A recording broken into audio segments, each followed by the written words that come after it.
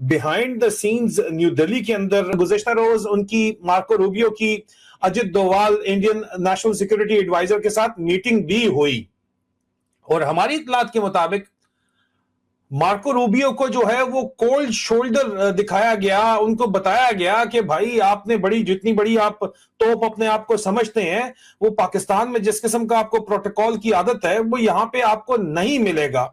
और जाहिर बात है कि एक वाजे तौर के ऊपर रियलिटी चेक भी अमेरिका को दिया गया। मार्को रूबियो की भरपूर इज्जत अफजाई हो रही है भारत में। Some journalist asked for the racism that is happening against Indians in America, और वहां पे मार्को रूबियो सक पका गए। इतना ही नहीं, उनके जले पे नमक छिड़कने के लिए जयशंकर जी ने सीधे सीधे शब्द कह दिए कि Russia is there long term friend. Rubio ने ऑफर किया जनाब, एक तो रूबियो को रेड कारपेट तो वैसे भी नहीं मिला था ना, तो ईरान के ऊपर उन्होंने कहा कि आप ईरान के ऊपर हमारी कोई मदद अगर कर सकते हैं तो करें। तो हमारी इत्तलात के मुताबिक उनको कहा गया नेशनल सिक्योरिटी एडवाइजर की तरफ से कि देखो भाई, हम लोग जो हैं वो किसी भी दूसरे मुल्क की अंदरूनी मामलात में दखल नहीं देते और अपने मामलात के अंदर किसी को दखल देने नहीं देते। गालबन उनको पाकिस्तान की आदत लगी हुई है, शायद इस वजह से उन्होंने ये बात कर दी थी, या आसिम मुनीर मिस्त्री की आदत लगी हुई है, इस तरह से उन्होंने ये बात कर दी थी। मार्को रूबियो को अभी ताजमहल का दौरा कराया जा रहा है और वहां पे वो लाल टमाटर हो चुके हैं। देखिए, वीवीआईपी हैं, चाहते तो उनके लिए बहुत सारा इंतजाम किया जा सकता था, पर उनको लाल टमाटर बनाया गया वहां के गरम गरम पत्थरों पे बिठाकर। मजेदार, एकदम 50 डिग्री टेम्परेचर का मजा लीजिए जनाब। आप हमें मजा दे रहे हैं, हमारे देश में इंटरफेयर करके, हमें परेशान करके, हमारे यहाँ लोगों को भड़काकर, डिफरेंट डिफरेंट मीन्स से यहाँ पर रिजीम चेंज ऑपरेशंस चलाकर। तो अगर आपको लगता है कि हमें नहीं पता, तो सॉरी टू से दैट, ये वो भारत नहीं है। मार्को रूबियो को अच्छे तरीके से ग्रिल किया गया काउंटर टेरर मेजर्स के ऊपर, खास तौर के ऊपर। और समरी अगर इसको क्रक्स दिया जाए तो इस तस्वीर से ये वाजे है कि मार्को रूबियो को एक कोल्ड शोल्डर दिया गया। जय हिंद दोस्तों। अमेरिकी विदेश मंत्री मार्को रूबियो की भारत के विदेश मंत्री डॉक्टर एस जयशंकर साहब से मुलाकात होती है, अजीत डोभाल जी से मुलाकात होती है, और ये सारे बंद कमरे में मुलाकातें हो रही है। और इस मुलाकात के बाद आप देख रहे हैं किस तरह के रिजल्ट्स आ रहे हैं। मार्को रूबियो को जिस तरह से कोलकाता में लैंड करते ही एक कोल्ड शोल्डर दिखाया गया, उनको रिसीव करने विदेश मंत्री ने जाना चाहिए था, कोई बड़ा अधिकारी जाता, बड़ा लीडर जाता तो एक स्पेशल जेस्चर दिखता है, लेकिन वहां पर एमईए का एक अधिकारी गया और उसने रिसीव किया। अब यह वो भारत नहीं है जो अमेरिका के तलवे चाटता है। दरअसल अमेरिका को पाकिस्तान की आदत लगी हुई है। वो सोचता है कि जिस तरह से हम पाकिस्तान को ट्रीट करते हैं वैसे ही भारत को ट्रीट करेंगे, लेकिन यह नया भारत है दोस्तों। मार्को रूबियो को रिसीव करने के लिए अजीजान मन, ये जो आपको नजर आ रहे हैं साहब, ये जॉइंट सेक्रेटरी हैं मिनिस्ट्री ऑफ एक्सटर्नल अफेयर्स के यूएस डिवीजन के, और ये सेक्रेटरी ऑफ स्टेट को लेने आए हैं। वजीर खारजा तक जो है वो फॉरेन मिनिस्टर तक लेने नहीं गए सेक्रेटरी ऑफ स्टेट को एयरपोर्ट के ऊपर। तो ये रेड कारपेट जो ट्रीटमेंट है, वो रेड कारपेट बिछा हुआ तो है, लेकिन रेड कारपेट डेफिनेटली नहीं है। और ऑफिशियली तो जाहिर बात है ये एक फ्रेंडली किस्म का विजिट था, लेकिन बिहाइंड द सीन्स एक डिप्लोमेटिक ह्यूमिलिएशन का लफ्ज अगर इस्तेमाल किया जाए तो वो गलत नहीं होगा, क्योंकि जो हम तक बातें पहुंची हैं, जो मैं आपको बताने जा रहा हूं, उससे लगता यही है कि एक स्ट्रेटेजिक मिसट्रस्ट की कहानी ये नजर आती है। हालांकि अमेरिका ये इंप्रेशन नहीं देना चाहता, और हमारे जराये के मुताबिक जो है वो ऑफिशियल जो प्रेस कॉन्फ्रेंस के बाद एक of the record close door interaction जो है वो अरेंज किया गया, और जो इंडियन नेशनल सिक्योरिटी एडवाइजर के साथ अजित डोभाल के साथ एक अनस्केड्यूल्ड मीटिंग जो है वो हुई सेक्रेटरी ऑफ स्टेट की। और ये जो मीटिंग हुई है इसके अंदर सबसे इंपॉर्टेंट डेवलपमेंट ये है कि अब जराये ये कंफर्म करते हैं कि मार्को रूबियो और इंडियन एनएसए अजित डोभाल की मीटिंग ओरिजिनली प्लान के ऊपर नहीं थी। जिस तरह मैंने आपको बताया, लास्ट मिनट जो है वो मीटिंग अरेंज की गई, और इसमें जाहिर बात है कि इसी मीटिंग ने पूरे विजिट की जो टोन है वो सेट की, और उसके अंदर जो बातचीत हुई है वो काउंटर टेररिज्म के ऊपर बातचीत हुई है, जाहिर बात है, और इसी के ऊपर होनी थी। नेशनल सिक्योरिटी एडवाइजर है तो नेशनल सिक्योरिटी एडवाइजर ने यही बातें करनी थी, और ईरान के ऊपर डिस्कशन हुई है। रूबियो ने ऑफर किया जनाब, एक तो रूबियो को रेड कारपेट तो वैसे भी नहीं मिला था ना, तो ईरान के ऊपर उन्होंने कहा कि आप ईरान के ऊपर हमारी कोई मदद अगर कर सकते हैं तो करें। तो हमारी इत्तलात के मुताबिक उनको कहा गया नेशनल सिक्योरिटी एडवाइजर की तरफ से कि देखो भाई, हम लोग जो हैं वो किसी भी दूसरे मुल्क की अंदरूनी मामलात में दखल नहीं देते और अपने मामलात के अंदर किसी को दखल देने नहीं देते। गालबन उनको पाकिस्तान की आदत लगी हुई है, शायद इस वजह से उन्होंने ये बात कर दी थी, या आसिम मुनीर मिस्त्री की आदत लगी हुई है इसलिए से उन्होंने ये बात कर दी थी। दूसरा जो उन्होंने बातचीत की वो काउंटर टेररिज्म के ऊपर उन्होंने इंडिया को कहा कि जनाब हम इस वक्त आप काउंटर टेररिज्म की बात करते हैं तो पाकिस्तान को हमने प्रेशर के अंदर रखा हुआ है और आपने उनसे जो भी काम करवाना है आप हमें बताएं, हम उनसे करवाएंगे, हम उनको लाइन के ऊपर लेके आएंगे क्योंकि वो हमारे प्रेशर के अंदर हैं। ये बातचीत जो है वो हुई है जो हमें पता चला है।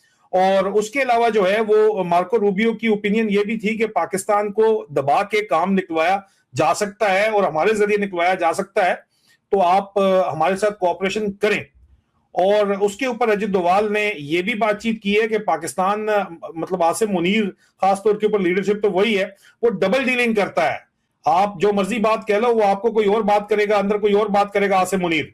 तो इसके ऊपर हमारी इत्तलात के मुताबिक मार्को रूबियो ने एग्री किया, या एग्री करने के अलावा उनके पास कोई और ऑप्शन नहीं था, और उन्होंने कहा कि अमेरिका ये चाहता है कि इंडिया जो है वो ईरान को न्यूक्लियर वेपन्स कम से कम जो है वो गिव अप करने के ऊपर बात करे। तो उन्होंने जो जवाब दिया वो मैंने आपको पहले ही बता दिया है। लेकिन मार्को रूबियो को अच्छे तरीके से ग्रिल किया गया काउंटर टेरर मेजर्स के ऊपर, खास तौर के ऊपर। और समरी अगर इसको क्रक्स दिया जाए तो इस तस्वीर से ये वाजे है कि मार्को रूबियो को एक कोल्ड शोल्डर दिया गया। और अजित डोभाल ने काउंटर टेररिज्म के ऊपर रूबियो को चंगे तरीके से घेर लिया।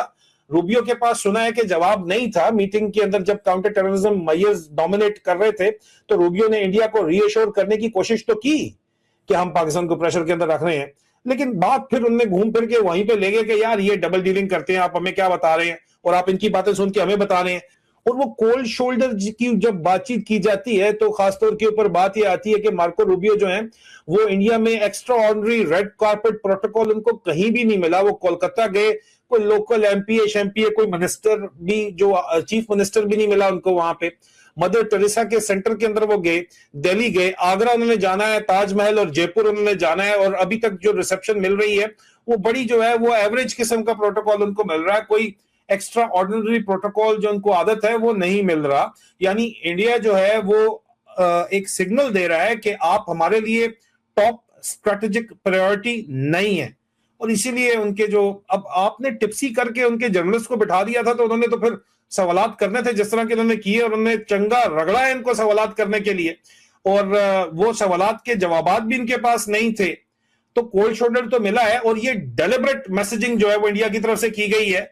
अब और फिर सदर ट्रंप को उन्होंने इन्वॉल्व करके, जरी बात है कि कोशिश की कि हालात जो है वो जरा मिठे किए जाएं, लेकिन मिठे हो नहीं रहे। मिठा सर्जियो कहते हैं सर्जियो जरा मिठा है, तो मिठा सर्जियो जो है वो हालात को मिठा कर नहीं सका वहां पे। ये हमें इत्तलात मिली हैं और कंफर्म करके आपके साथ शेयर कर रहे हैं। दोस्तों, मार्को रूबियो अब जाकर अपने बाप डोनाल्ड ट्रंप को भारत में किस तरह से उसका ट्रीटमेंट दिया गया, किस तरह से उसको सुनाया गया, ये सब बताने वाला है। सबसे पहले तो कोलकाता के अंदर एक पत्रकार ने पूछ लिया नस्ल भेद के ऊपर। दरअसल अमेरिका के अंदर जितने भी इंडियंस हैं उन पर नस्ल भेद टिप्पणी की जाती है। दूसरा, उनसे कहा जाता है कि तुमसे करी की बदबू आ रही है, एक छुआछूत की नजर से उनको देखा जाता है। इसके ऊपर भी बातचीत की गई। तो मार्को रूबियो का कहना है कि भारत में भी कुछ स्टूपिड लोग हैं और अमेरिका में भी कुछ स्टूपिड लोग हैं जो इस तरह की बातें करते हैं।